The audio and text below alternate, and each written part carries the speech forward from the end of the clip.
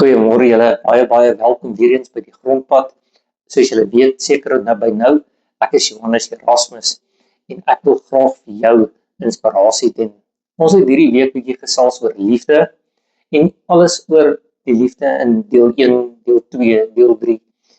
Deel 4 en vandag gaan ek vir julle die opsomming gee, soos wat dit vir my net relatief goed sin maak. En ek wil vir julle voortgaan om vir julle uit Sefanja 3 vers 17 te lees. Die versie gaan so: Die Here is jou God, die Here jou God is by jou, 'n held wat verlossing skenk. Hy verheug hom oor jou met blydskap.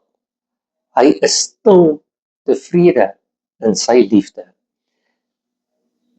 Nou julle, dit is baie maklik om oor liefde te gesels, want liefde is oral, maar die ware liefde is by God. En dit is 'n pragtige beeld van 'n rustige, veilige hartklop van die Vader wat jou waarlik liefhet, as jy na die versie luister. In hierdie samevatting wil ek ook vir jou 'n uitnodiging bring, 'n uitnodiging na 'n nuwe lewe. Hierdie week het ons gesels oor die hartklop, die stuk in 'n kaart, die nuwe instrument, die operasie, en vandag sluit ons af. Jy hoef nie die pad met 'n dooie hart te stap nie. Kom kies vandag om die ritme van God se ware liefde te leef. As jy hulp nodig het om die eerste stap te neem. Onthou, jy is nooit alleen nie. Daar's baie hulp wat jy kan kry. En vandag reik ek van die grondpad se kant af na jou toe uit en sê vir jou, jy is nie alleen op hierdie grondpad nie.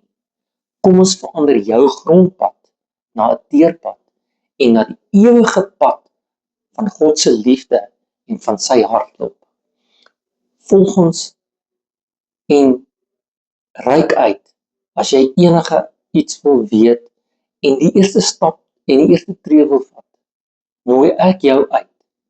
Kom stap saam, kom reis in die geloof van die grondpad. En Jesus het jou baie lief. God ons Vader is daar. Die week se tema, liefde, is nou uit. Julle baie lekker naweek verder vorentoe. En ons gesels volgende week weer met ietsie nuuts wat voorkom.